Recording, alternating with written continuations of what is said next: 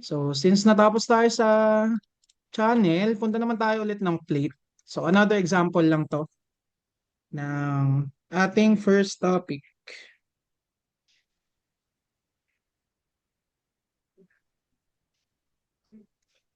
Okay. So, screen ko lang siya. Ay, sorry. Double angle pala to.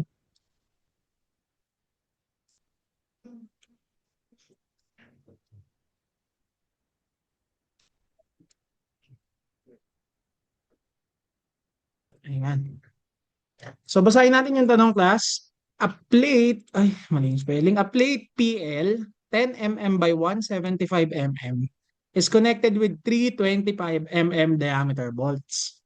The steel is A36. Assume that AE is equals to AN. Compute for the design allowable strength and allowable strength. So, in-indicate dito, A36 steel siya. So, naririnig ba ako ng maayos, class? Okay naman? Yes Okay. po. Yan, thank you. So, A36, pag A36, lako. Pag A36, matik na ang FY mo ay 248 MPa at ang ultimate mo naman ay 400 MPa. Yan, pangit na sulat natin. Okay, so anong unahin natin ulit? So, unahin natin yung nominal strength. Okay? When we say nominal, yan po yung panimulang lakas. Yan. Tapos, hatiin ulit natin siya ng gross and net. So, unahin muna natin yung gross. Alam natin na sa gross, nominal strength of the gross is equals to Fy times Ag. Therefore, pwede nating sabihin na Fy ay 248 multiplied by Ag. Wala tayong binigay na Ag dito na given, pero binigyan tayo ng dimension ng plate.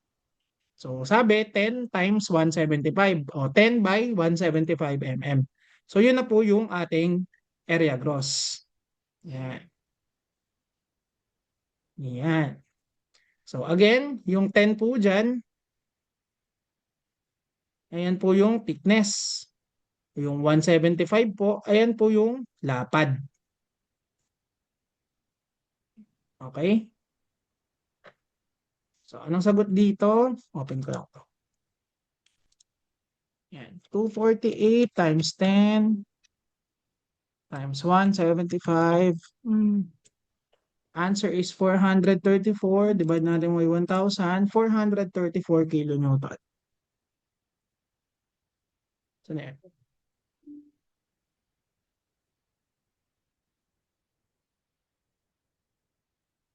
Kung meron tayong gross, syempre meron din tayong net. No? So, formula naman sa net, Pn is equals to Fu, ay sorry, times Ae. Okay, sinabi naman dito ng Ae is equals to An. So, paano natin gagawin yun? Fu muna. Ano yung value ng Fu? That is 400 MPa. Multiplied by Ae is area gross. Diba? Area gross minus area ng hole. Yan.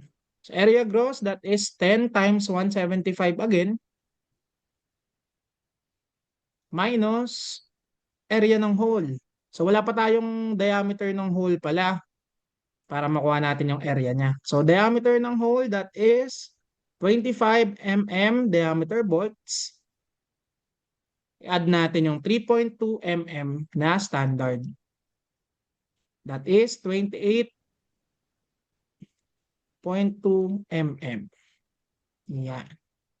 So, 28.2 mm multiplied by thickness kung saan siya nakatusok. So, saan siya nakatusok? Sa gitna. Ano yung thickness na given? That is 10. So, times natin ng 10. Times natin kung ilan number of bolts. Pero wait, hindi yung total number of bolts. Kung ilan yung number of lead bolts. So, ilan ba yung lead bolts natin? Isa lang naman. So, times 1 mo lang. Okay? So, meron na tayong magiging sagot for net. Ano ba to? Naglolo ko.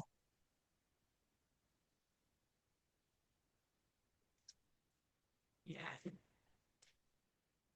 FU 400 multiplied by 10 times 175 minus 28.2 times 10 is equals to 587.2. 587.2 kilonewton. Okay? So, for wala naman tanong class. Okay naman. So, okay na tayo sa nominal. Anong sunod natin? Computin daw natin yung allowable strength and yung design strength. So, when we say allowable, that is A. Di ba? A. Allowable strength design. ASD. So, ASD, may formula po tayo dyan na for gross ulit at for net. Ganun lang. Pag-iwalayin lang natin siya palagi. Okay. So, PA allowable is equals to PN over factor of safety. Yan yung standard formula for ASD. So kapag sa gross, pwede nating sabihin na yung PN ng gross ay 434 over factor of safety para sa gross is 1.67. So, ang sagot po natin dyan ay 259.88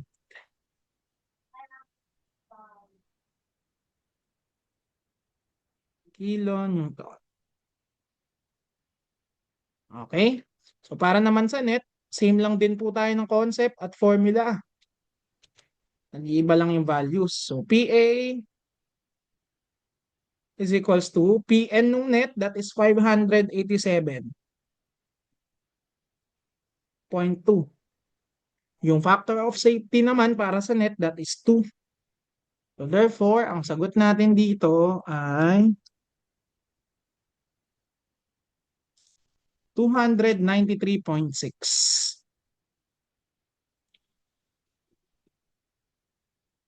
Ayan.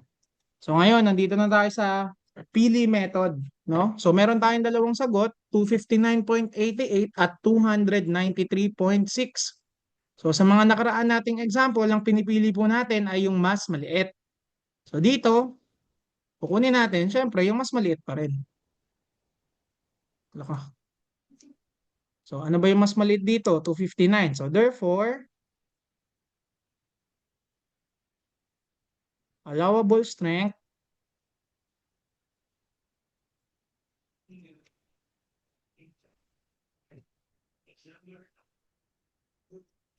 is 259.88 kilonewton. Okay.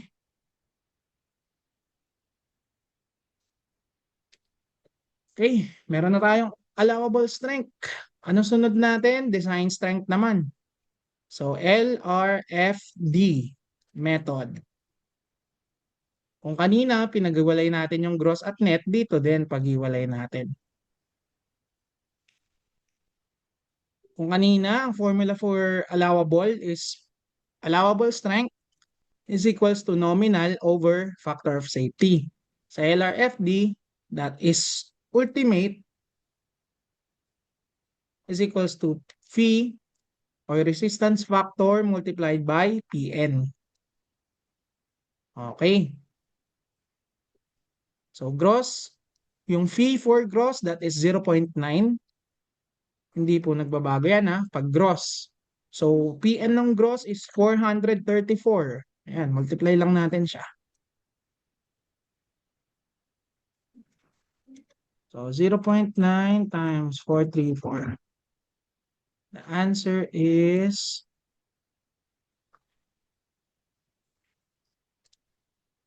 390.6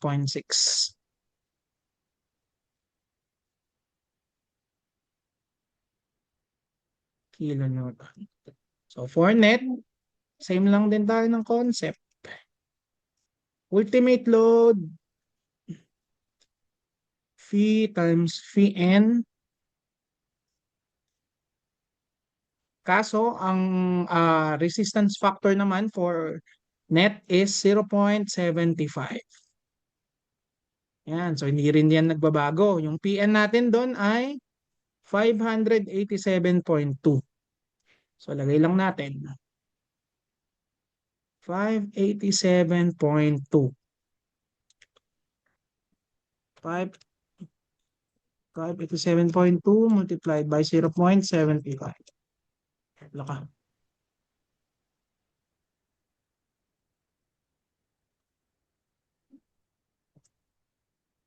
Ang ating answer ay 440.4. So, no. 440.4. Okay, so mamimili ulit tayo. Hindi rin naman nagbabago yung ating pinipili, no? Yung pinipili natin ay mas maliit. So therefore, the design strength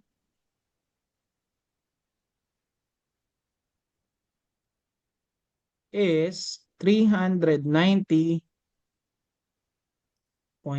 kilonewton.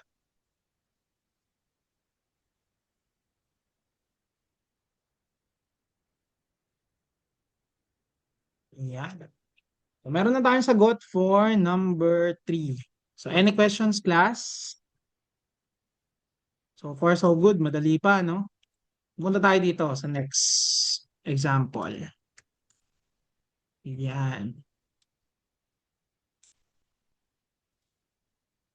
Medyo i-challenge natin yung ating mga sarili.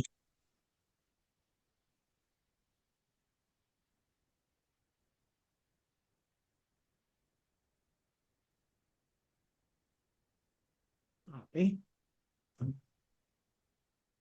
So, a double angle tension member, 2L, 3 inches by 3 inches by 1/4. Again, paano basahin to? 2L or 2 angle, 2L, ibig sabihin yan, dalawang angle, no?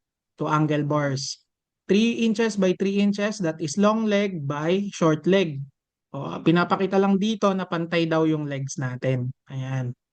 Times 1/4 inches. Ay, yung 1/4 inches, that is the thickness. Okay. Angle bar of A36 steel is subjected to a dead load of 53 kilonewton and a live load of 160 kilonewton. It is connected to a gusset plate with 20 mm diameter bolts through the long legs. Does this member have enough strength? So, sa mga previous example natin, class, ang tinatanong lang doon ay ano yung allowable strength, ano yung design strength. Dito gagamitan na natin ng logic tsaka ng ah ah, critical thinking natin, no, in designing sa totoong buhay. Kasi binigyan na tayo ng load. Ang tanong dito sa madaling salita, yung design ba na ito na binigay sa atin ay kayang buhatin yung 53 kilonewton na dead load at 160 kilonewton na live load. So titingnan natin. So kapag ganyan, huwag kayong matatakot. Same process lang kung ano yung natutunan natin. Una ay nominal. Hanapin natin yung nominal strength. Okay? Again, pinag-iwalay natin to sa dalawa. So gross and net pa rin yan. So gross, that is Pn is equals to Fy times Ag. Anong sinabi dito? A36. So Fy, matic, ay 248. Fu is 400.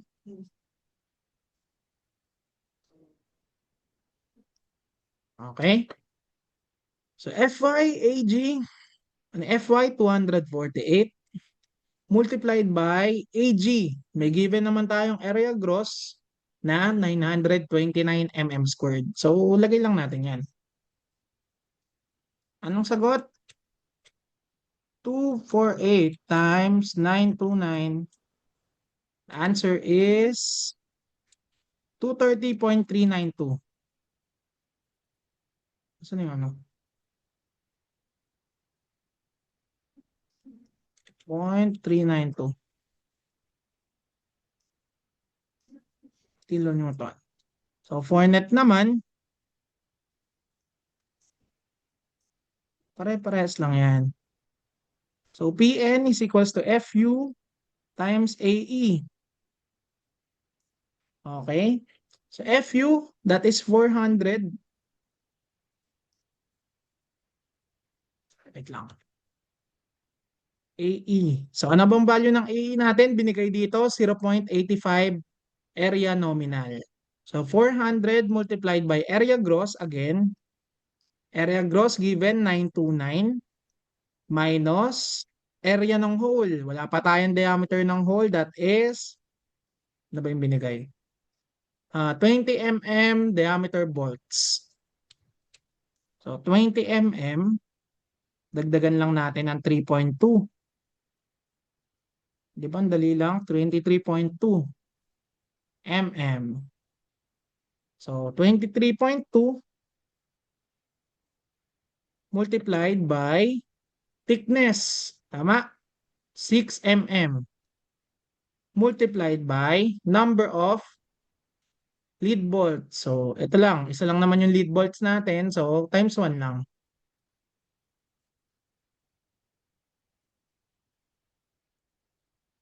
Tapos, imumultiply natin siya ng reduction factor na 0.85.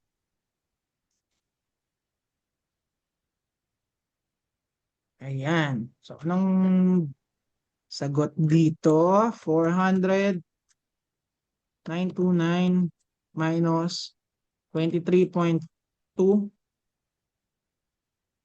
6, 0.85.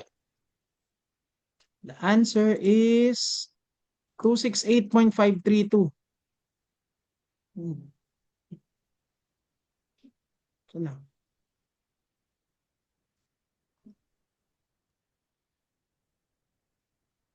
Wala ko. Kilo Newton. So, meron tayong answer na 230.392 at 268.532. Ngayon, ang tanong natin, tama ba yan? Tama ba yan? Diba sa mga nakaraang example natin, ganyan yung ginagawa natin. Pero mali po yan. Okay? Para sa example na to. Wait lang. Okay. So, hindi po yan yung final answer for nominal natin. Bakit? Explain ko ng mabuti. Yung mga members natin ng mga nakaraang example, pansinin nyo, ilan? Isang plate, isang channel, at isang plate. Eh ano bang given sa atin ngayon? Given tayo ng dalawang angle bar. Tama? So therefore, yung nasosolve natin na ito ay for one angle bar lang. Okay? Para lang sa isa yan. Ngayon, anong gagawin natin para makuha talaga yung final answer? So, final answer, final. Final answer, mamultiply lang natin siya by 2. Okay? Kasi nga dalawa yung angle bar natin. Okay ba yon? Gets ba yon? Yung logic doon? Okay? So, yung nasosolve po natin nung mga simula pa ng mga nakaraang linggo, ayan o, isa, isang channel, at isang plate. So, puro isa lang. Dito sa example natin na ito, dalawa siya. Kaya ita times 2 lang natin. Okay? So, 230.392 times 2. Nominal is 460.784.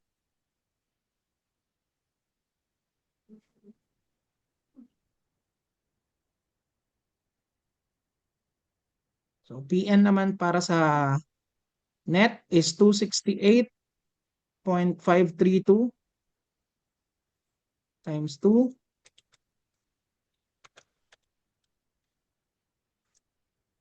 The answer is 537.064.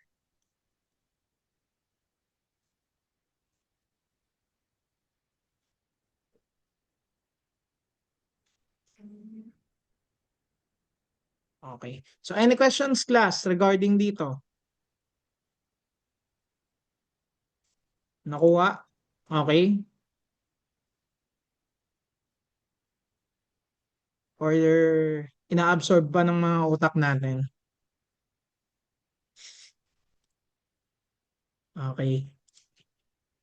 Again, kaya po natin siya times 2 kasi ang nakukuha natin doon sa sagot ay pang isang angle bar lang. Given po tayo dito ng dalawa. So, anong gagawin natin? Imu-multiply lang natin by 2. Then, yun na po yung sagot. Okay? Okay. Papiling ko, gets naman yan, no? Ako, kaya mag-respond. Yan. Punta tayo ng allowable. So, allowable, nahati lang din yan ulit. So, gross and net. So, allowable, PA is equals to PN over factor of safety. So, pwede nating sabihin na PA, PN nung gross, that is 460.784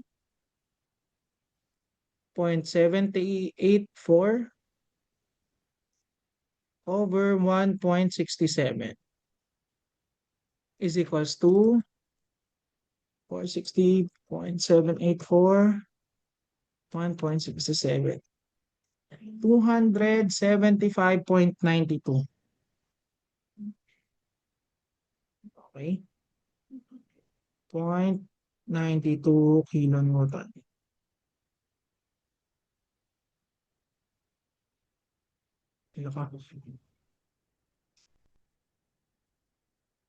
So, para naman sa net, so meron na tayong gross, meron tayong net.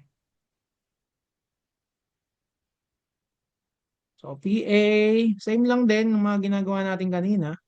PA is equals to PN nung para sa net. Nominal ng net ay 537.064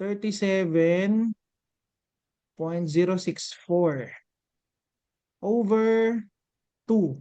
Kasi nga yan ay net. Okay? So, 537.064 divided by 2. The answer is 268.532.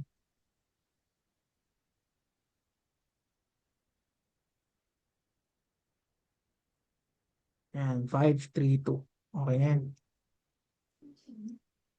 Okay, may nag-chat. Wait lang, class. Ayan, thank you, Mark. 268.532. So therefore, pwede nating sabihin na ang allowable strength natin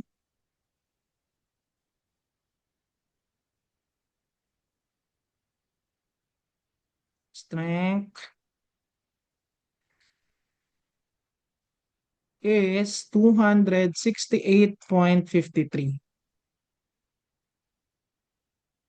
Okay?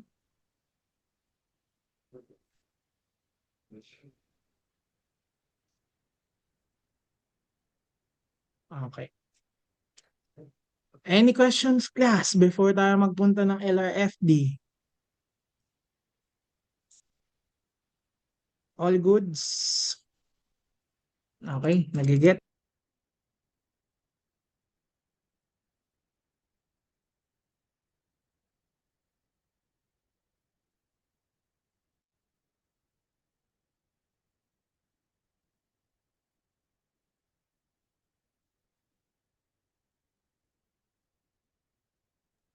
Sir, excuse me po, na-mute po kayo. Sorry, sorry. Okay, LRFD naman. So, paghiwalay natin, gross and net lang ulit.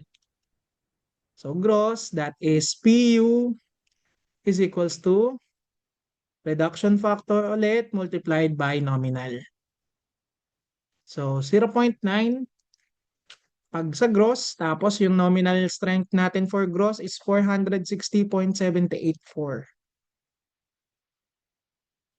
460.78. So, answer is 0.9, 460.784. 414.71.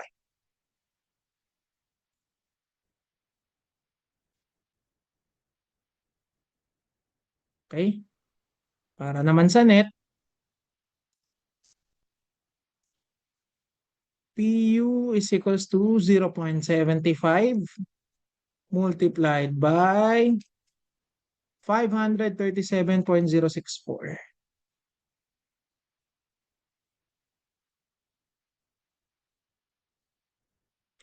So 0.75, 537.064. 402.8.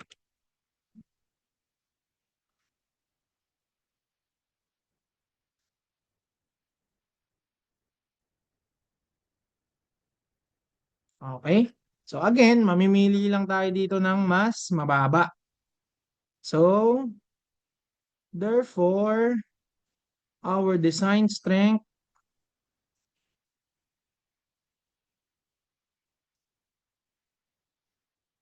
is 402.8 kilonewton.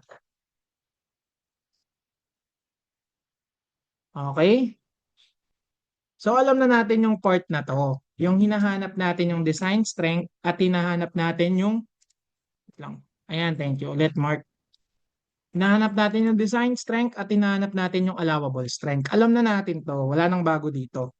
Ang tanong kanina ay kung kakayanin ba. So i-try natin, no? Wait lang. For loads. Gawin natin kulay um, green. Wait lang class ah. Wait a minute.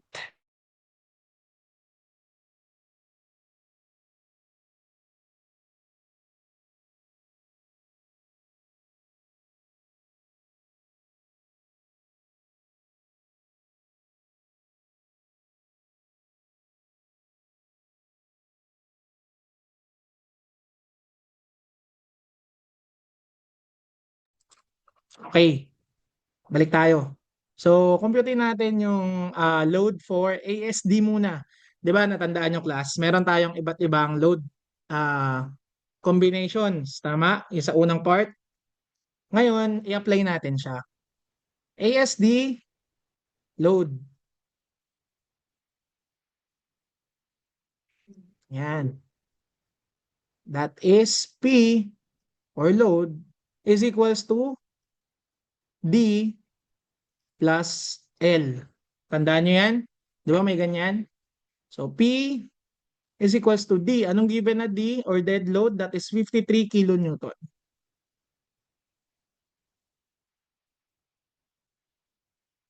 Plus live load na 160. Yan. So, therefore, ang sagot dito ay 200, sorry. 13, tama ba ako? This is the load. Yan. So ngayon, paano tayo mag-iisip bilang mga professional kapag meron na tayong dalawang ah, values of numbers, no? So meron tayo dito na allowable strength 268, meron tayong load na 213. So example, meron akong tulay. Wait lang, pangit ng tulay natin. Ayan. So halimbawa, simply supported. Ayan. Meron akong tulay na ang kaya niya daw buhatin ay 268.53. Kaya daw niya yan. Okay, goods daw siya yan, sabi ni Foreman. 268.53, sir. Walang problema yan. Okay, goods yan. Ngayon, ang load lang na ilalagay natin sa tulay natin ay 213 kilonewton. Kung mapapansin nyo, mas mababa sa kaya niyang buhatin. Tama? So, isa lang ibig sabihin nun. Kung kaya niya nga yung 268.53, ano pa kaya yung 213? Tama? Nagets ba yung logic doon? Nagets yun? 268.53, kaya ko, sir. in 213. O syempre, mas kaya mo yan, no? So therefore, ang sagot po dito, tagyan natin ng therefore. Puro tayo therefore.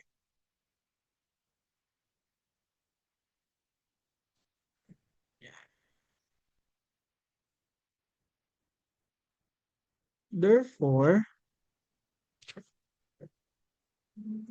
the steel has enough strength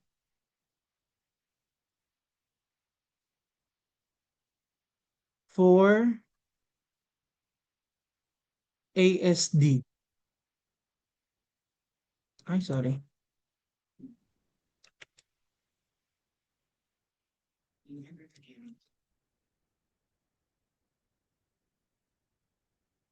ASD method. O yan. Okay? So yan ang sagot. Or pwede, kung tinatamad kayo, lagay nyo na lang na, yes sir. Yes sir, kaya. Ayan. O, mas tinatamad kayo, pwede nyo ilagay, yes, K na K. O, ayan. Yung mga tamad magsulat. O, ano ibig sabihin yan? Yes, K na K. Yes sir, kaya na, kayang-kaya. Okay? K na K. Okay? So, nagets yung logic doon, class? Yung about sa load and about sa ah, allowable strength. Kasi class, itong allowable strength at design strength, ang tawag po natin dyan ay capacity. Okay? Ibig sabihin, kapasidad ng bakal. Anong ibig sabihin nun? Yun yung kaya niyang dalin. Yun yung kaya niyang buhatin. Yun yung kaya niyang i-resist. Okay? Capacity. Itatama mo rin ba yan, sir, if yan po ilalagay namin? Oo naman, walang problema yan, no? Okay. Okay. Sino yun? Sino nag-chat pala nun? Ay, si Rojane, si President. Napag-aalat ang ayaw magsulat, ah. Okay. So ngayon, class, tinignan na po natin siya for ASD. Okay? Eh, meron tayong LRFD. Siyempre, hindi magpapauli yan. Tama? Pula naman. Kanina, green eh. LRFD. Yan. Load. So kung kanina sa load combinations natin, ASD ginamit natin, sa LRFD, syempre LRFD naman. No, hindi natin pwedeng gamitin tong 213 na i-compare natin dito sa LRFD sa baba. Kasi unfair 'yon, no? So ano nga ba yung formula dito? Tandaan nyo class, kapag ang given lagi ay dead load, wait lang, i-highlight ko nga. Tandaan nyo class, kapag ang given lagi ay dead load and live load only, yan. Ang ating LRFD na formula ay hindi rin nagbabago. Ano po yun, sir? That is 1.2 dead load plus 1.6 live load. Okay? So, nasa formula nyo rin po yan. Pero lagi nyo tatandaan na lagi nyo itong magagamit. Okay? Lalo na kapag itong dalawa yung given. Okay. So, PU, the ultimate load is 1.2 dead load. Ano ba yung dead load natin? 53 plus 1.6 live load na 160. Ay,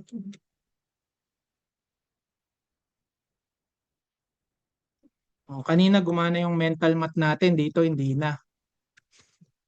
Okay, 1.2 times 53, 1.6 times 160. 319.6. Okay, so 319.6 kilonewton. O ngayon, meron na tayong load at meron din tayo dito na ano to? Capacity. Okay? Load and capacity, laging yung maano yan, no? So, gaya lang din nung kanina, pinag-compare lang natin, no? So, capacity daw ng steel mo for LRFD ay 402. Tapos, yung load lang na bubuhatin niya ay 319. O, ang magiging sagot dyan, syempre kakayanin. So, therefore, yes, sir. K na K. Yeah.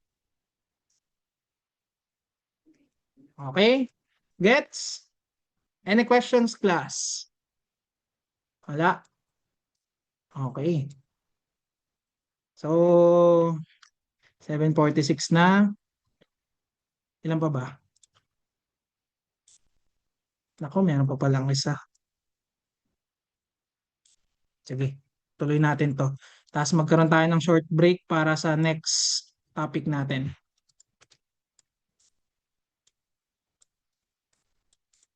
Okay?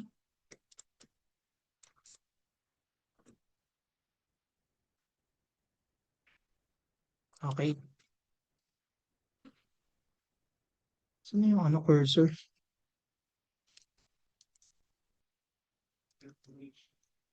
Yun. Okay. A C8 by 11.5 is connected to a gusset plate. Again, gusset plate ulit with 22 mm diameter bolts. Yan, given na yung diameter bolts. The steel is A36. So again, kapag A36, 248, and 400. Sinasanay ko kayo sa A36, no? Mamaya, bigla ang ibigay ko sa quiz, A992. Tapos, mailagay nyo 248 and 400. Nako po. Okay, the steel is A36. If the member is subjected to dead load and live load only, what is the total service load capacity if the live to dead ratio is 3? Assume AE is 0.85. Nako, ang gulo na. English, hindi ko na maintindihan, sir. Okay, paano natin explain to? Again, kapag naguguluhan, stick ka lang ulit sa paano mo natutunan. Paano mo ba natutunan? Anong unahin mo? Nominal. Kasi class, kapag hindi mo alam yung ginagawa mo, unahin mo lang kung ano yung alam mong uunahin mo. Kasi eventually, kapag nakapag-solve ka na ng maraming numbers, pwede ka nang manghula ng sagot eh. Hindi, biro lang. Pwede nang bumalik yung memory mo, no, sa pagso-solve ng mga examples. Okay? So nominal, hatiin ulit natin siya sa gross and net. So PN is FYAG. So FY is 248 multiplied by AG given that is 2181. So ang sagot 2181 248. Sagot po dito ay 540.888.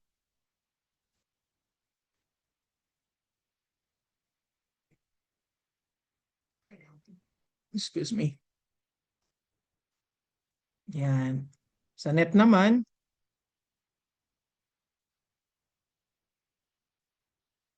that is FU times AE. So 400 multiplied by AE. AE is equals to area gross to 181 minus area ng hole. So area ng hole is the hole times thickness. So diameter ng hole is diameter ng bolt plus standard na 3.2. So that is 25.2 mm. Okay? So 25.2 multiplied by thickness. Ngayon, nako po, sir, dalawa yung thickness. Thickness of flange, thickness of web. Ano gagamitin ko dyan?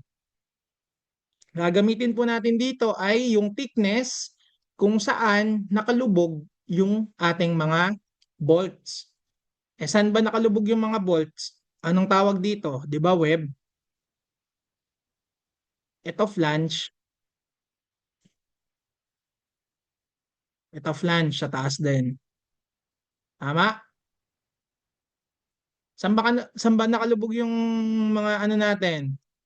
Yung mga bolts natin. Di ba nakalubog siya sa web? O hindi gamitin natin yung web.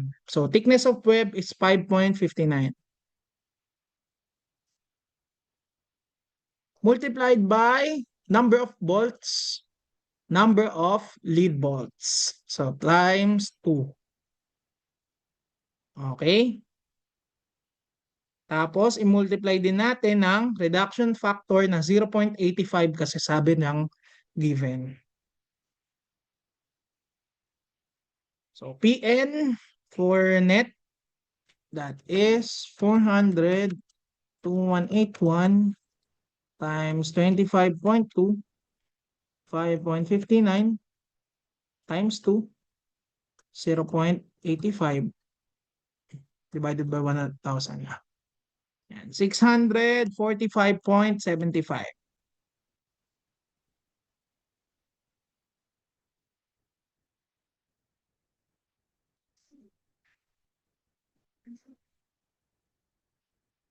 Yun.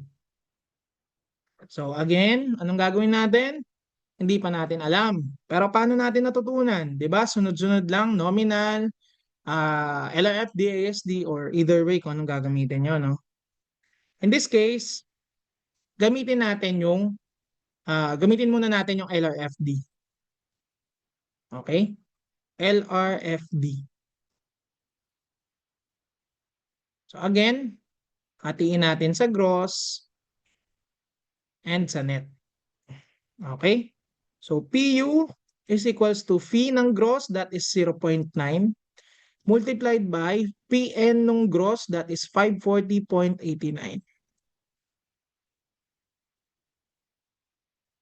So, 0.9580 ay 540.89. Ay, sorry. 540.89. 486.80.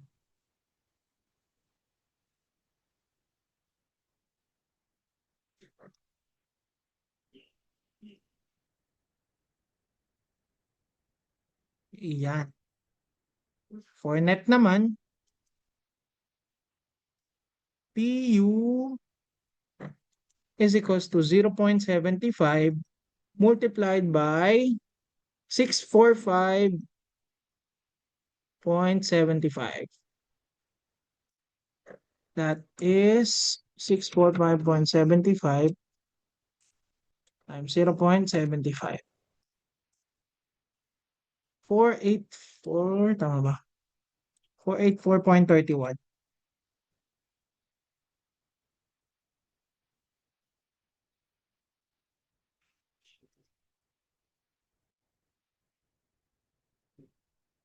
Okay.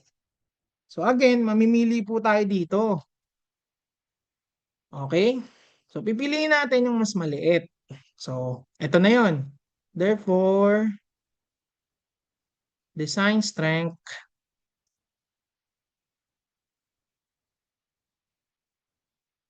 is 484.81 kilonewton.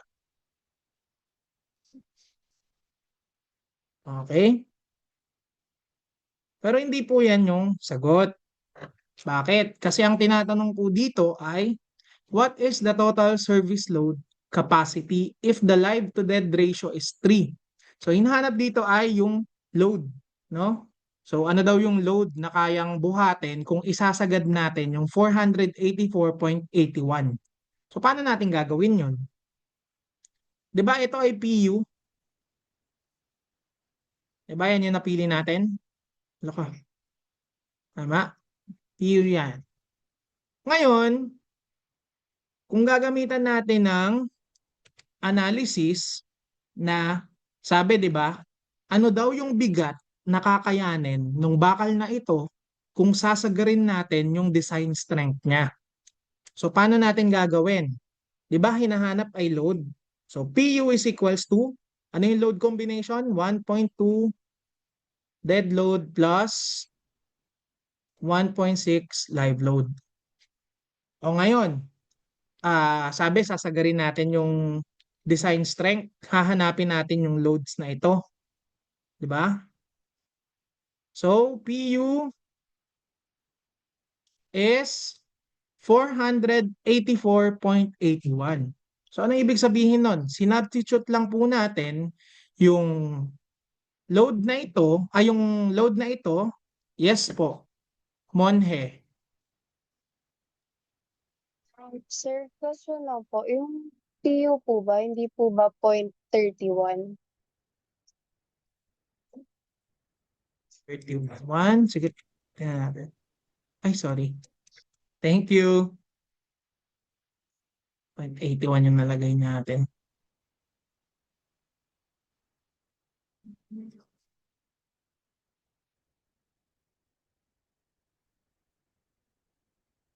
Yeah. Thank you. Again, sabi, sasagarin natin yung kakayanan niya, yung kapasidad niya. So, isa-substitute lang natin itong design strength sa load. So, therefore, 484.31 is equals to 1.2 dead load plus 1.6 live load. Ngayon, kapag ginawa natin to, dalawa yung unknown. So, hindi natin masusolve din. Pero, kung babalikan natin yung tanong, basahin natin mabuti. The capacity if the live to dead ratio is 3. So, binigyan tayo ng ratio. Sabi 3. So, live to dead ratio is 3. So, paano natin i-apply yung ratio dito? Live, that is 3 is to 1. So, paano ko nagawa yun? Kapag binigyan ka po kasi ng ratio, respectively yan. So, ibig sabihin, kung ano yung unang binanggit, tingnan nyo dito, live. 'Di ba? Kung ano yung unang binanggit, yan po yung mas mataas na number. Yan po yung number na yon. Okay? Respectively. So, live to dead. So, live, that is 3. To dead ratio, walang binigay. So, 1. 3 is to 1. Okay? Yan. So, kung 3 is to 1, sabi, live load is 3 ng dead load. Tama ba? So, pwede na nating ma-solve to, class. So, 1.2 dead load, 1.6 dead, 3 dead load. So, dead load, pwede nating mahanap by using the shift solve. So, 484.31 is equals to 1.2 dead load plus 1.6 3 times dead load. Ang X natin ay 80.72. Saan na yung cursor? Ayan. 80.72 kilonewton.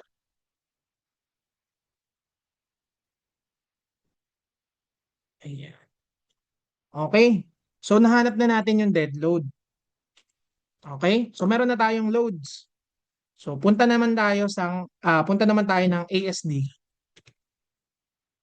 ASD sa Endro.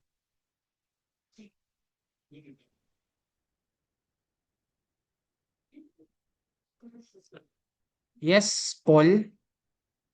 Sir, ask ko lang po, yung dito po sa last part, yung sa pag-compute po ng dead load, pinag-shift po ba yung PU po dun sa kabilang side po para makuha yung 80.72? Ganito, tinan nyo sa calculate.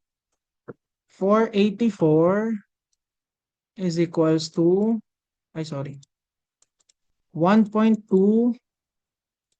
dead load plus 1.63 dead load. Ay, sorry, may 0.31 pa. Yan, 0.31. So, 484.31, 1.2x plus 1.63x. Tapos, i-shift solve lang natin. Shift calc. Yan. Then, pindot ka ng any number. So, usually, ginagamit natin dyan 0. O, 0. Yan. Sagot ay 80.72. Okay? So, meron na tayong dead load gamit ang LRFD. Hanapin naman natin yung capacity niya for ASD. So, meron ka ng dead load na 80.72. Hanapin natin yung loads na kakayanin kapag ginawa mo siyang ASD. So, PA is equals to DL plus LL. Di ba yan yung load combinations natin for ASD? Okay? So, meron ka ng, ay, naging store. Ayan. So, anong gagawin natin dito? Computein lang natin gamit yung nakuha natin na DL.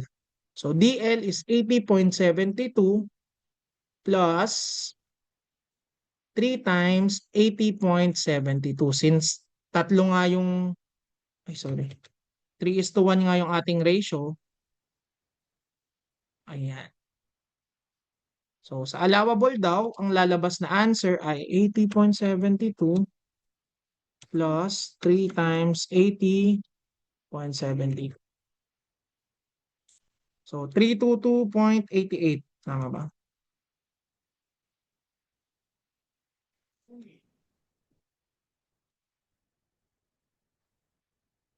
Ayan. So, sabi lang dito, gamit yung nakuha natin na dead load from LRFD, ang load daw na kakayanin kapag ASD naman ang ginawa natin ay 322.88. So, tignan natin kung kakayanin din ba pag ASD yung ginamit.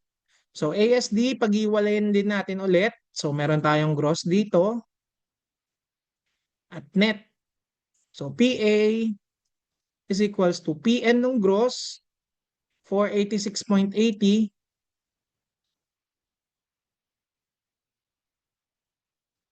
over 1.67 dahil siya ay gross. So, 486.8 over 1.67. Answer is 291.497. Tama?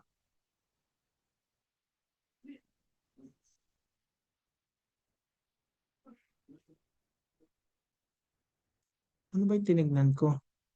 Ay, sorry. Yung tinignan pala natin, 486 ay LRFD. Nominal pala tayo, class. Sorry. So, nominal ng gross is 540.89. So, 540.89. Saan yan?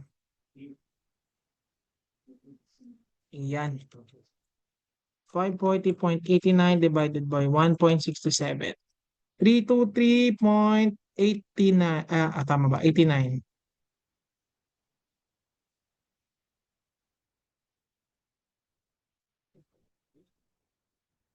Tapos, for net naman, that is, ano nga ulit yun? 645.75.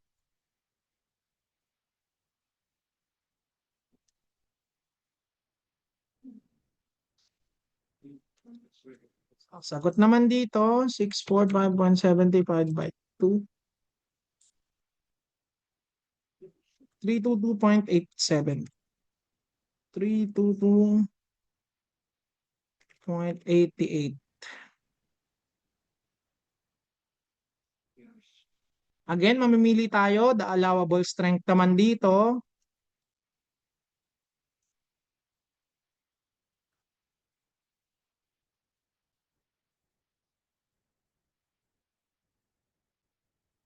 is yung mas mababa na 322.88.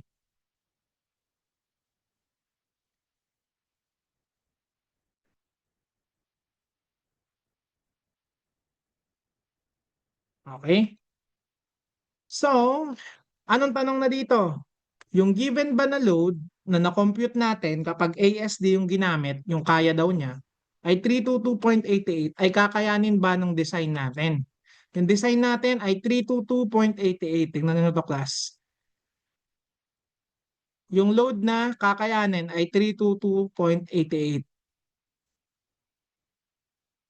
So equal lang, tama? Tingnan nyo mabuti. 322.88, 322.88. So anong ibig sabihin nito? Ibig sabihin nito, kaya po nung ating steel member kapag ASD yung ginamit, pero sagad. Okay? Kakayanin niya, dahil ito po ay capacity, saan na yan?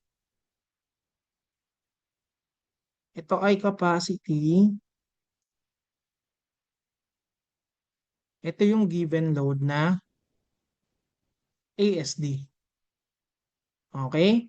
So, ibig sabihin, ang kayang buhatin ng ASD natin ay 322.88. Nangyari lang talaga na ang load na binigay gamit yung naunang method natin ay 322.88. So, ibig sabihin, kaya niya po yun, pero sagad na po siya. So, anything na makakadagdag dun sa load, ang mangyayari po sa steel natin ay failure. Okay? So, yun lang po. Yun yung sagot, no? Ang sagot po dito ay yung 322.88.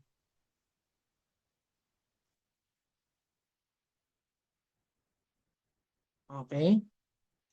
Ngayon, sir, bakit hindi po natin ginamit yung 484.31? 'Di ba? Diyan naman po nagmula lahat eh. Ayan oh, 484.31. Bakit hindi po 'yan? Kasi po kapag ginamit po natin ito bilang ating total service load, ang mangyayari po ay magfe-fail yung structure. Bakit ko nasabi? Kasi sir, ay kasi po yung load kapag ginamit natin yung 484.31, tapos ang capacity lang ng ASD natin ay 322.88. Ipag-compare po natin sila, ang mangyayari, 'di ba mas malaki yung load na 484.31 kapag ginamit natin 'yan as our total service load, 'di ba? So ano mangyayari? Mangyayari po ay magfe-fail yung structure. Pero kapag ginamit natin yung 322.88 na ito, kakayanin niya, kakayanin yan ng ating LRFD at ng ASD. Okay? So, any methods, yung LRFD or ASD, kayang-kayang buhatin yung na-solve natin na allowable na 322.88. Kaya ang sagot po natin dyan ay 322.88. Okay? Ito na yata yung pinakamahirap na example sa topic na to, ano? Pero, hindi ko na ibibigay ito. Tinatamad din ako mag-check ng mga gantong example. Okay? So, any questions, class? Wala na? Wala na rin maintindihan? Goods ba? Okay ba? Okay. So, mukhang nagets naman, no? Okay. So, ang gagawin natin? Gagawin natin, magpapahinga muna tayo gaya ng sabi ko. So, since naturo ko na yung first topic, babalik tayo later para i-discuss naman yung second topic. Yung second topic, mas madali na lang class. No? So, makinig lang ng mabuti mamaya. So, balik tayo mamaya ng oras na. 8:10. So, 8:20 balik tayo. Okay? Bye-bye.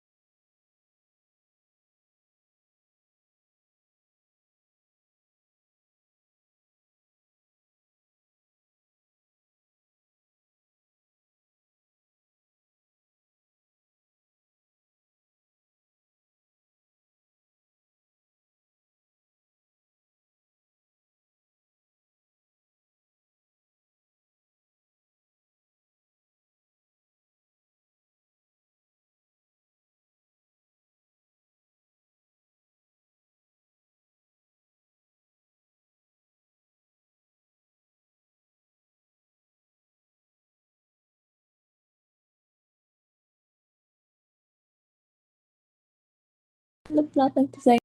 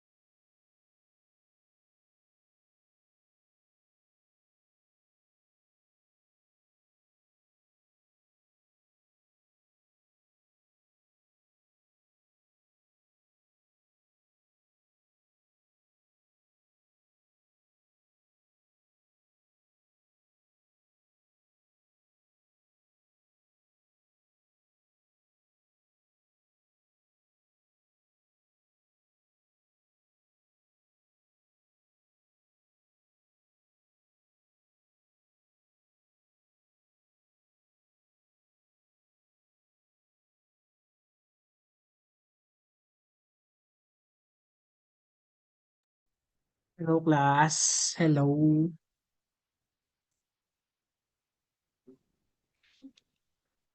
Okay.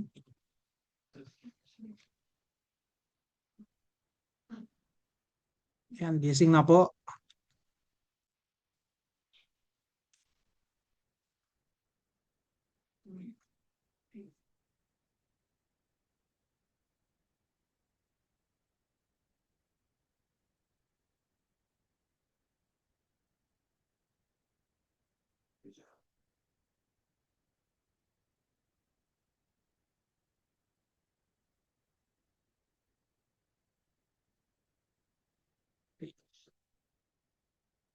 So, share screen lang ako class ha.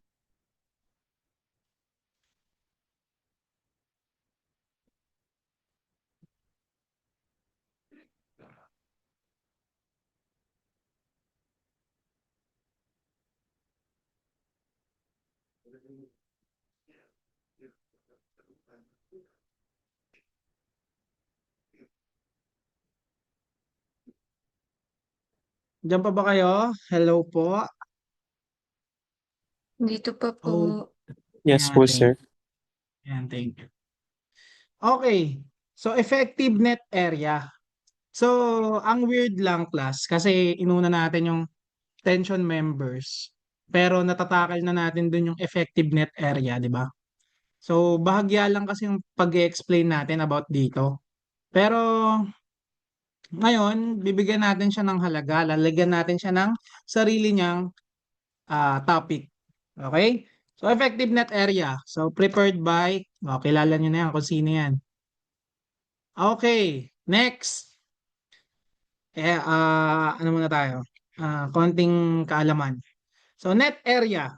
So, kung napapansin nyo kanina class, yung mga example natin, AE is equals to 0.85 AN, 0.8 AN, di ba? Papansin nyo yun? Yung mga given natin na ganun. Ang ibig sabihin po ng AE is effective area. Ang ibig po sabihin ng AN ay net area. Ngayon, papaliwanag natin ng mabuti kung ano ba yung pinagkaiba ng dalawa na yon. So, unahin natin sa AN, which is yung net area. So, net area, basahin natin, is the cross-sectional area of a structural member after deducting any voids, holes, or non-structural elements.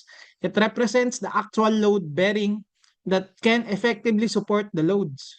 Ang gulo, no? So, paano natin i-explain yan?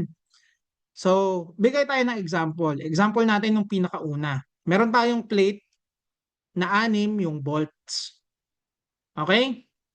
Ngayon, kapag tinignan mo yan sa perspective na mapapadali yung buhay natin, 'di ba? Ginagawa nating square yan, 'di ba? Ganyan yung makikita natin, tama? Okay.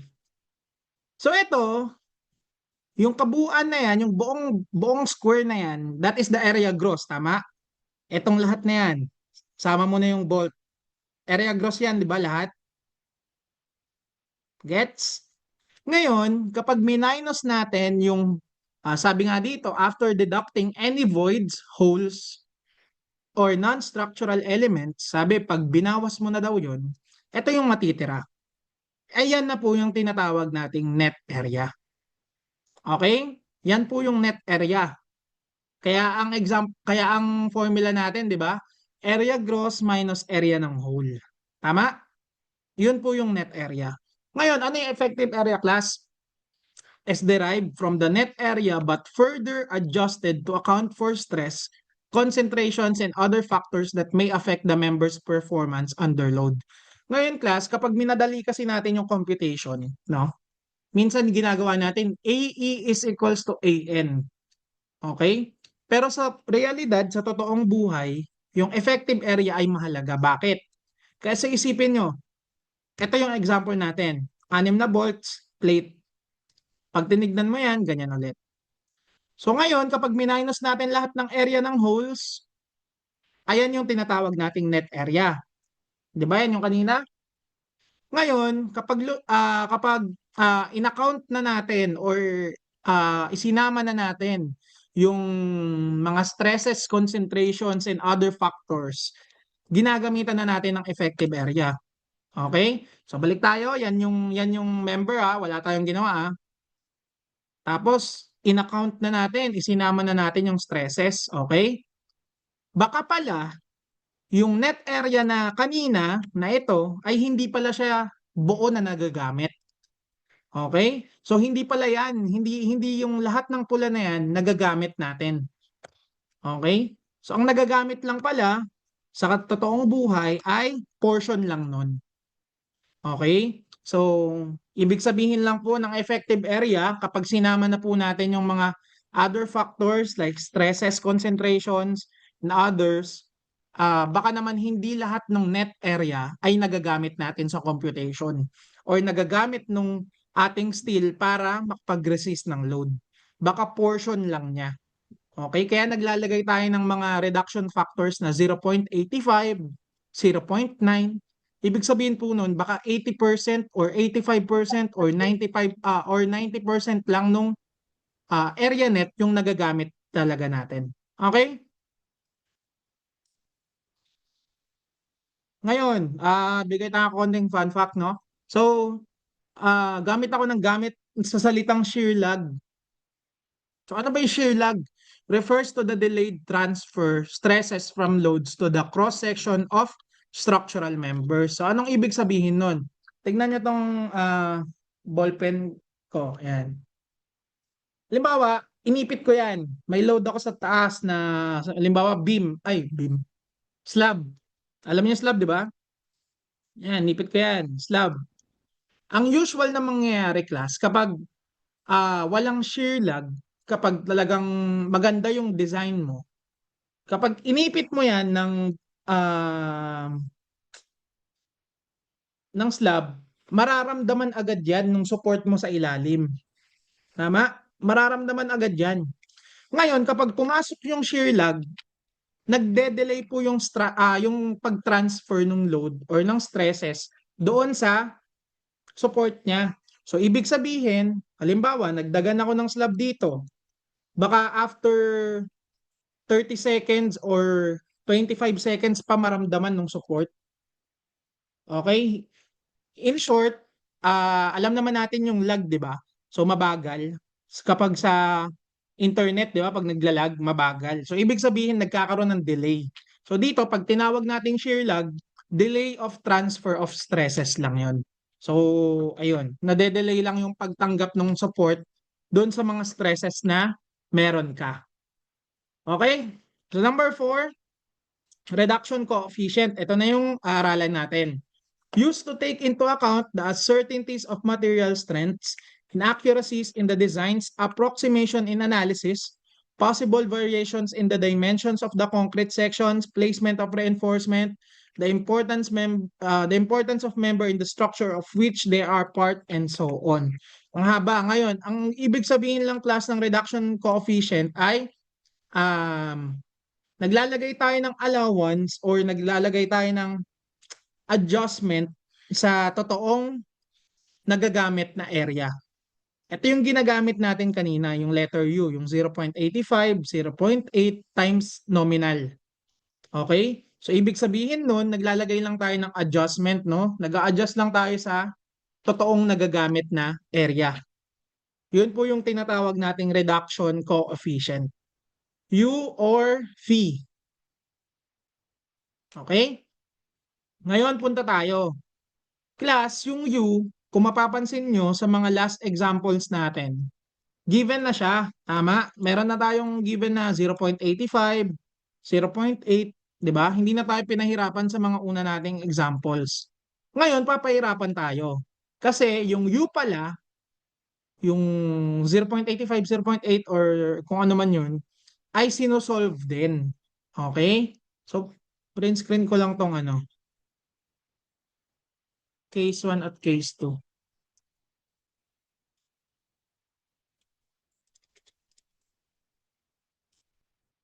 Okay? Wait lang class tumutunog yung alarm eh.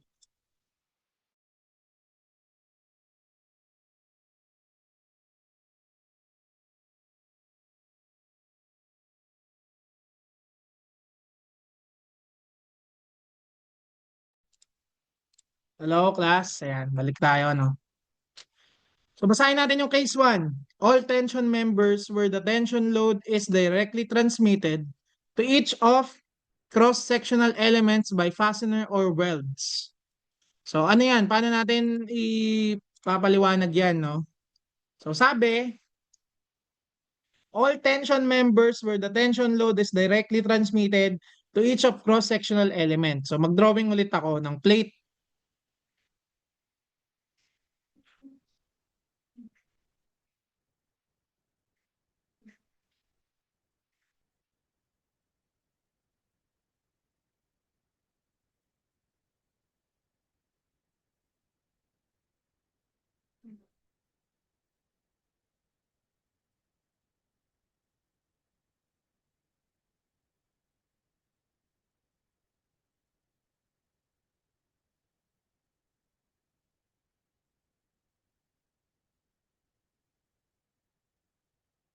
Tapos, nilagyan ko ng tension load dito sa dulo. Tama? So, ngayon class, kapag ang member mo daw, yung steel member mo, ay merong fully support kung saan mo hinihila yung member. So, halimbawa, di ba ito yung um, cross-sectional area kung saan mo hinihila yung member natin. Ito yon, di ba, yung blinak ko. Kapag yan daw ay fully na nakasupport by welds or by tawag dito, bolts. Halimbawa, winelding ko to. Yan, wineld ko yan. Fully. Kung saan ko hinahatak yung aking load. Ibig sabihin daw, ang letter U mo daw or reduction coefficient mo ay 1. Okay? Sa madaling salita class, kung saan mo hinihila yung member, tapos fully weld siya or meron siyang lahat all throughout, meron siyang bolt, no? Ang coefficient mo daw doon ay 1. Okay? So punta tayo dito sa case number 2. All tension members except plates and HSS where the tension load is transmitted to some but not all of the cross-sectional elements by fasteners or longitudinal welds. Ngayon class, ito, lagi itong magagamit, itong case number 2. Except plates and HSS. Ngayon, binabanggit naman sa given natin kung HSS ba siya or plates. Type of steel din to yung HSS So kapag plate daw siya or HSS, hindi mo daw gagamitin yung case number 2. Pero kung kahit ano siyang steel, halimbawa W shape, S shape, channel, etc., magagamit mo daw yung case number 2. So paano ba natin ginagamit yung case number 2? Meron tayong formula na given. Uy, saan na? U is equals to 1 minus x bar over L. Ngayon, isa-isahin natin. Ano ba yung x bar, ano ba yung L? Yung x bar, kung strength of materials na tayo, that is the centroid.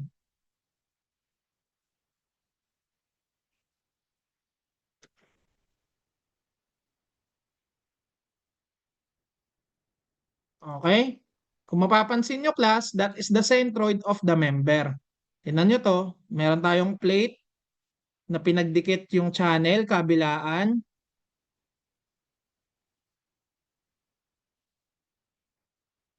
Yan. Ang x-bar niya ay from gitna hanggang hanggang centroid ng ating channel. So, ibig sabihin lang po ng x-bar, that is the centroid. Ngayon class, huwag kayong matatakot kasi sa steel po, ang x-bar ay laging given. Okay? Talagang substitute na lang yan sa formula. Ito kasing x-bar class, nakikita po yan sa libro. So, anong libro ba? Sa ASEP book po, yan, or sa AISC,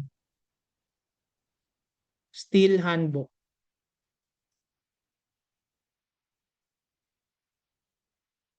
So, isa-isay natin. Ano ba ibig sabihin yan? Konting kaalaman lang pero hindi nyo ito magagamit sa mga quiz natin. No? So, ibig sabihin ng ASEP ay Association of Structural Engineers in the Philippines. Okay? So, sa Pilipinas daw yan. Samahan sa Pilipinas ng mga structural engineers. Ngayon, anong ibig sabihin ng AISC? Kung meron sa Pilipinas, syempre, meron sa Amerika. American Institute of Structural Code. Okay? So, hindi ko alam kung tama yun, pero Amerika to, no? Sa American Standard Code po yan. Steel Handbook. So, lagi pong given yung X-bar dyan. Okay? Pero sa mga examples natin, bibigay ko na yung X-bar. So, wala na kayong problemahin. Kasi nung college ako, ginamit pa namin tong handbook na to eh. Okay. Okay. So, ano naman yung letter L? Nandito po yan sa picture. Yung letter L po ay 4 volts muna. That is the distance of the farthest bolts. Okay? Distance to each other nung pinakamalayong bolts. Kung ditong example, this is the bolt number 1 to bolt number 3. Halimbawa, ito 1, 2, 3. Okay? Farthest distance lang po yan. Kung ganito naman yung itsura ng bolt mo, yung farthest distance pa rin. Okay? So ngayon kapag weld, yung L po ay yung length ng weld natin.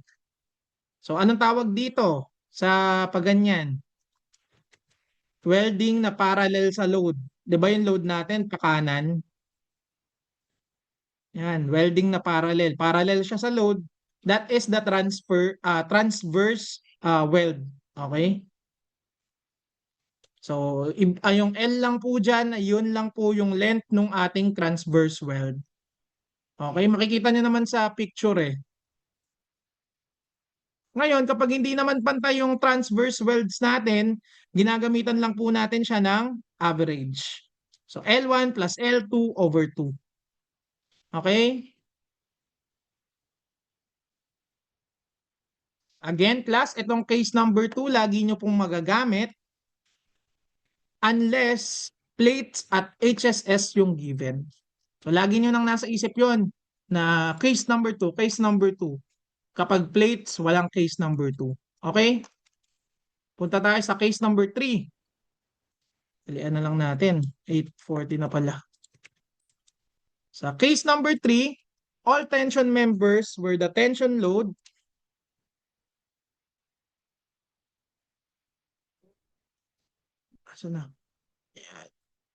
all tension members where the tension load is transmitted by transverse welds to some but not all of the cross-sectional elements. O class, mali ako kanina. Yung tawag po pala dun sa parallel sa load Ayan, ayan sa gilid. Ay longitudinal, sorry po. Okay. So makikita nyo naman yan sa ilalim. Ayan, oh. Ito yung parallel sa load. Yung nasa baba. Okay. Ayan yung welds na parallel sa load. Ngayon, yung perpendicular naman sa load, ang tawag po dyan ay transverse. Okay? So ngayon, dito sa case number 3, number 3 class, pinakamadaling para maintindihan nyo to, kapag meron daw transverse weld, ayan o, transverse weld, kapag meron ganyan, matik na ang letter U mo ay 1. Okay? Kapag meron kang transverse weld, matik ang U mo ay 1. Kahit na wala kang longitudinal, halimbawa, ito lang meron ka, ito wala to, pati yung nasa gilid. Letter U mo ay 1 pa rin. Okay? Malinaw yun ha? Punta tayo sa case number 4.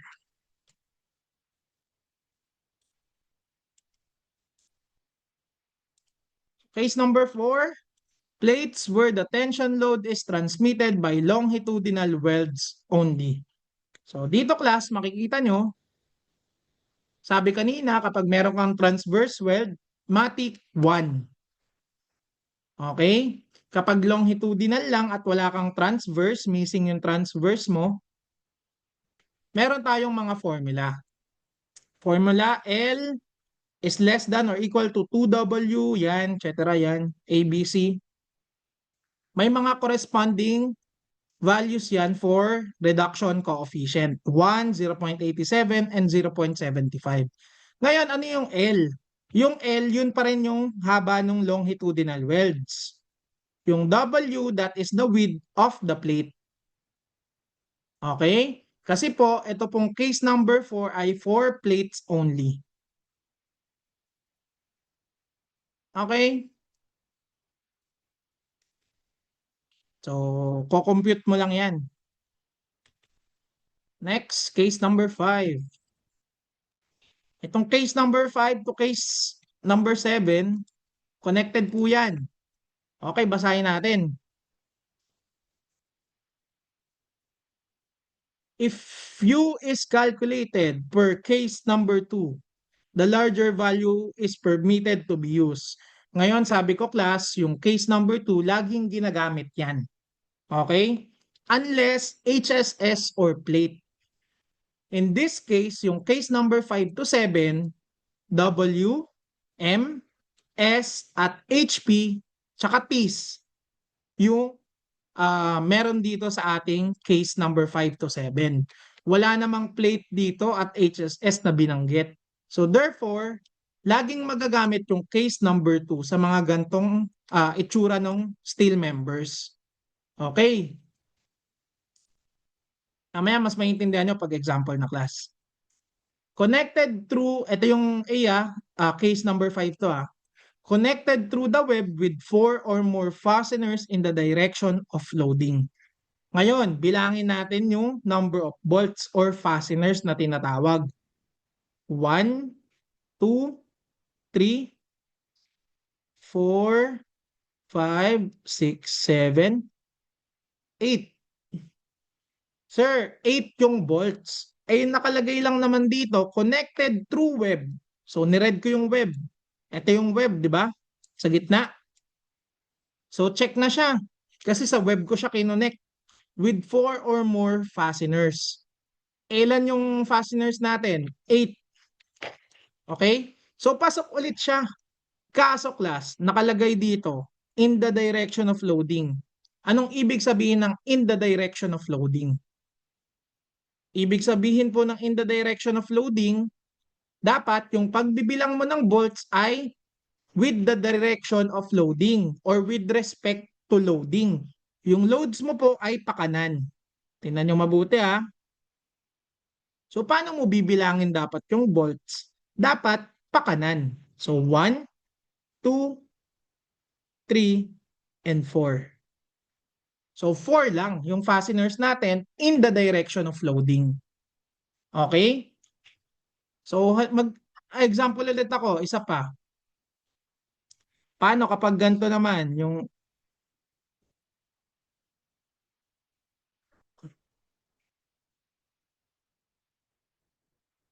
yan.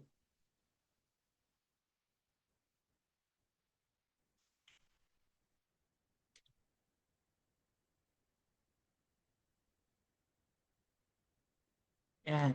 Kung bibilangin natin class yung fasteners o yung bolts na meron tayo dito, meron tayong 6. Pero kung susundin natin yung sinabi dito in the direction of loading, ang mabibilang lang po natin ay 1, 2, 3. So therefore, yung gantong example ay hindi pasok para dito sa case number 5. Okay? Naintindihan ba yung sinabi na in the direction of loading? Okay. So punta naman tayo sa case number 6.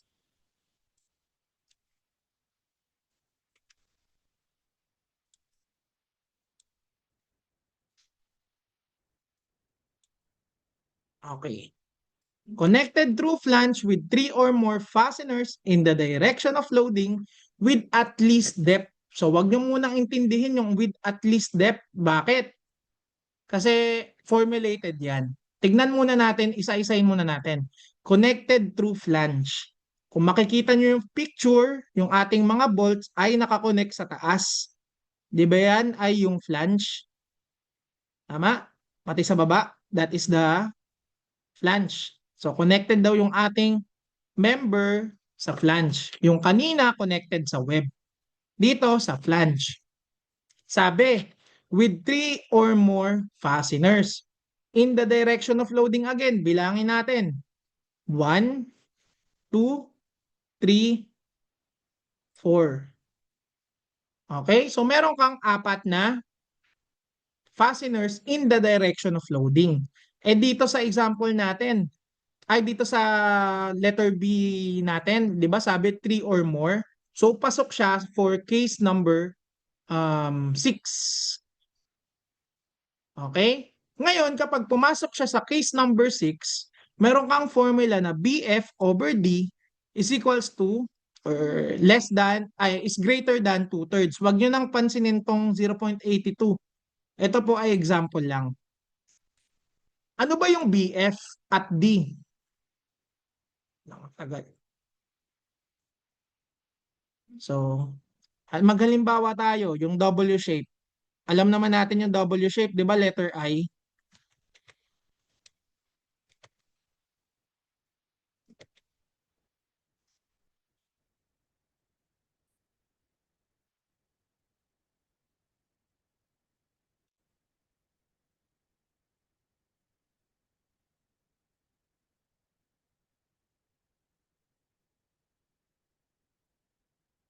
Okay? Halimbawa, yung steel natin, pangit yung drawing ko, no? Yung BF po, that is the width of the flange. Okay? Yan yung BF. Ngayon, ano yung letter D? From uppermost and from the bottommost. Tama ba yun, English ko? So, pinakataas hanggang sa pinakababa, that is the letter D. Okay? Uppermost, red natin para mas makita natin. Sabi, pinakataas hanggang pinakababa, that is the letter D. So, isahin pa natin. Thickness. Itong nasa gitna, that is the thickness of the web. Itong nasa taas at nasa baba, that is the thickness of the flange. Okay? Yan po yun yung BF over D. Ngayon, kapag ni-ratio mo daw yung width ng flange sa depth, total depth, dapat greater than 2/3 daw siya. Ano ba yung 2/3? Di ba 2/3? Ano to? 0.667. Hindi po nagbabago yan Kapag greater than 0.667 yung lumabas dito sa ating ratio, sabi greater than ang U mo daw ay 0.9. Okay? 0.9 yung letter U mo. Okay? Pero since sabi nga, meron ditong nakalagay is ginagamitan pa rin natin ng case number 2, pinaghahambing po natin yan. Yung letter U ng case number 6, yung 0.9, sa mako-compute mo na letter U for case number 2. So mamaya sa example, mas maintindihan natin. Pero dito, unawain lang po natin na yung ratio ng BF over D dapat greater than 2/3. Kapag greater than 2/3, pasok siya sa case number 6. So case number 7 naman tayo, class.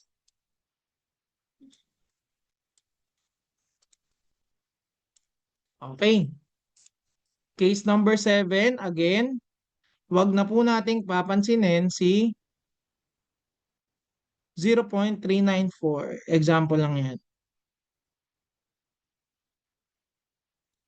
Dito naman, again, parehas lang sila. Definition, connected through flange with 3 or more fasteners in the direction of loading.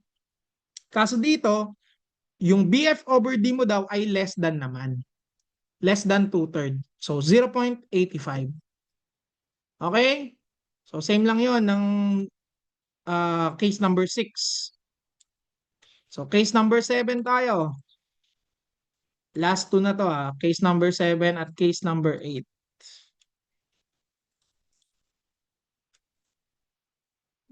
So dito class, ang ano lang dito, ang mapapayo ko lang para mas madali nyo tong masagutan, tignan nyo lang yung picture.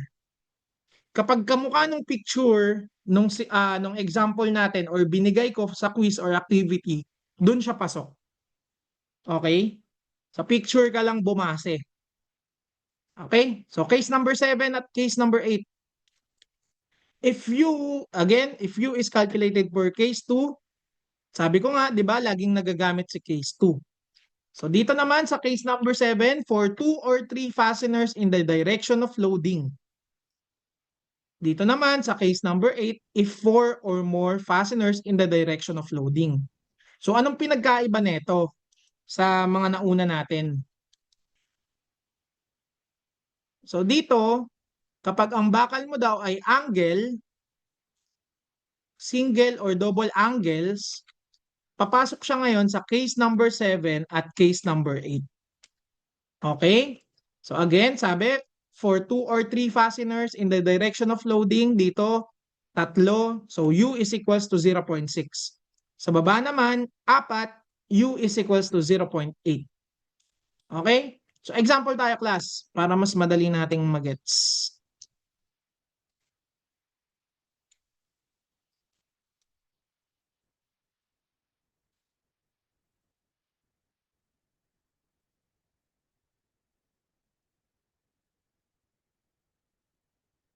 Examples.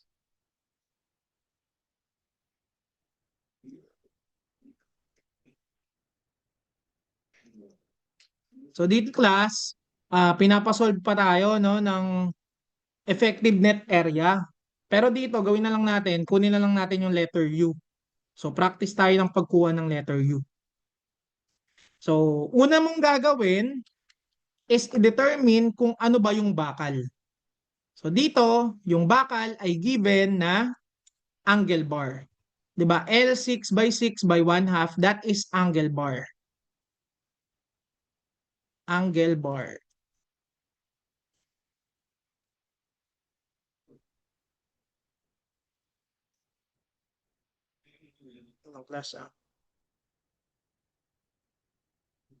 So ngayon, angle bar, tignan natin saan ba papasok 'yon. 'Di ba dito 'yon? Single or double angles. So pasok siya for case number 7 or case number 8. Titignan lang natin kung saan siya swak. So sabi dito sa case number 7, 2 or 3. Sa case number 8, 4 or more. So bilangin natin. Meron kang total na 6 bolts. Pero in the direction of loading, meron kang 1, 2, and 3. Meron kang 3 bolts in the direction of loading. So saan siya pasok? Case number 7. 'Di ba case number 7 for 2 or 3 fasteners in the direction of loading? So, pasok siya doon sa case number 7. So, therefore, by case number 7,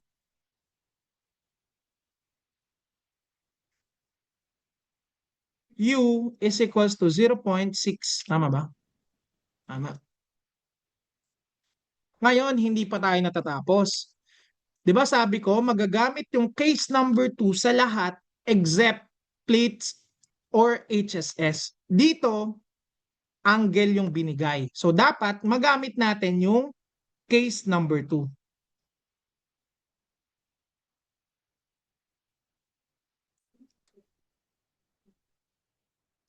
Okay? Sa case number 2, meron po tayong formula na U is equals to 1 minus X bar over L. Okay? So, 1 minus X bar, given naman yung X bar, 42.67 over L na 6 inches. Ayan, makikita natin sa baba. Pero para uniform, gawin nating mm. So, meron naman ditong given na 6 inches is equals to 150 mm. So, over 150 mm. So, therefore, pag ginamit mo daw yung letter U for case number 2, ang answer natin ay 1 minus 42.67 over 150. 0.72.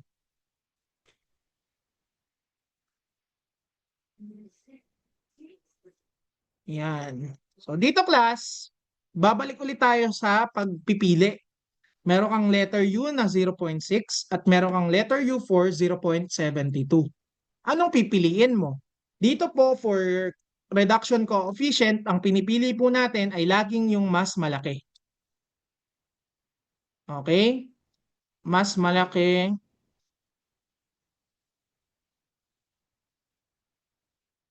Much better.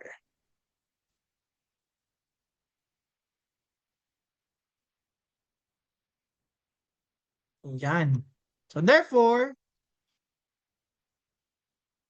use U is equals to 0.72. Okay? Any questions, class? Wala. Okay, ano na tong letter U? Yan po yung ginagamit natin na reduction coefficient para makuha si AE. So, U times AN. So, U is equals to 0.72. Multiply natin ng area gross minus area ng hole. Ayan po yun. Okay? Goods. Another example tayo, class. Konti na lang to, class. Pasensya na po.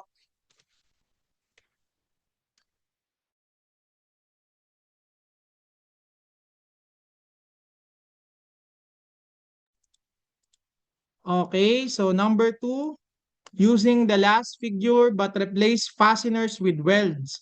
Calculate the design and allowable strength. So dito, pinapa-calculate pa yung allowable strength at design strength. No? So, hindi na natin gagawin yon. Ang gagawin na lang po natin ay hanapin yung letter U. So, same din ng ng steel member na gagamitin. Angle bar pa rin, L6 by 6 by 1/2. So, pero naka-welding na siya, no? Paano natin gagawin to? Case number 2 muna, unahin natin. Kasi laging ginagamit to sa lahat, di ba? Unless plates or HSS siya. So, letter U ay equal sa 1 minus X bar over L.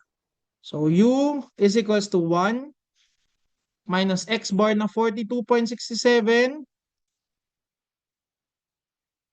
over L na haba nung longitudinal welds natin. In this case, 5.5 inches. So meron naman dito na 5.5 inches in mm na 138. So U natin kapag case 2 ang ginamit, that is 1 minus 42.67 over 138. That is 0.69.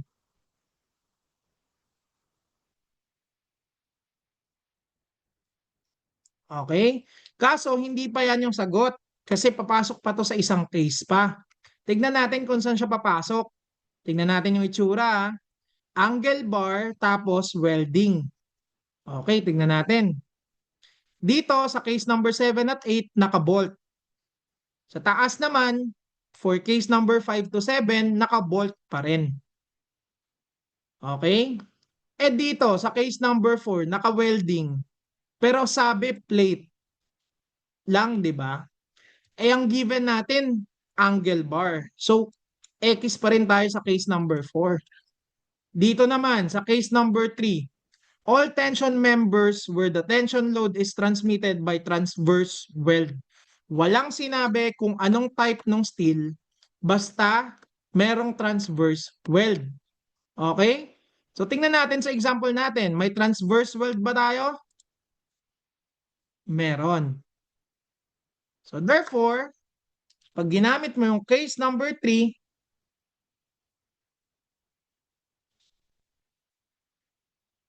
ang letter U mo daw ay 1. Okay, so therefore, use U is equals to 1. Any questions, class? Wala na, no? So I think wala na. Yung mga other examples natin, ituloy na lang natin sa susunod na meeting. No? So wala na pong tanong. Nas 9 na kasi. Wala na pong tanong sa ating topic. Okay. Naglo-loading si Perez. Ang cool niya na. Okay, so kung wala namang tanong, tapos mamaya magkaroon kayo ng tanong sa isip nyo, feel free to ask me Nagre-reply po ako. Okay? So next week class, sorry, overtime na tayo. Next week, baka mag face-to-face tayo, no? Update ko kayo by weekends. So magtuturo lang ako noon ng susunod, nung itong hindi natin naturo. Tapos mag-activity tayo ng Monday. Okay, face-to-face activity tayo. So gagawin nyo class, kung mag face-to-face man tayo, kung sipagin akong pumasok ng PUP, no? Ipiprint nyo lang yung title page na naka-edit na yung mga kailangan nyong i-edit. Nakita nyo na ba yung title page? Okay, nakita na. So ipiprint nyo yon ng short bond paper, tapos naka-edit na yung name nyo, yung title nung activity, etc. No?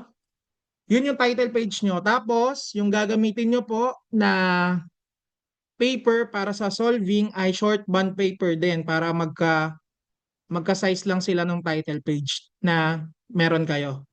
Okay? So, sa solution po ninyo sa activity ay handwritten. Okay? Okay. So, any questions, class?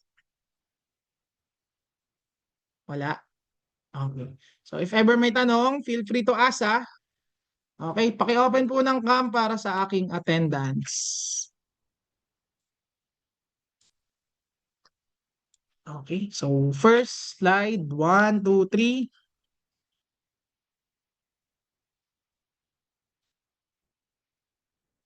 Yan, wait lang class. Ayan. Second slide, 1, 2, 3. Bogi ni Mac Bradley, oh. Okay. So, kung wala na pong tanong, pwede na po kayong mag-leave at kumain. Thank you po. Thank you po, sir. Thank you, sir. Thank you po.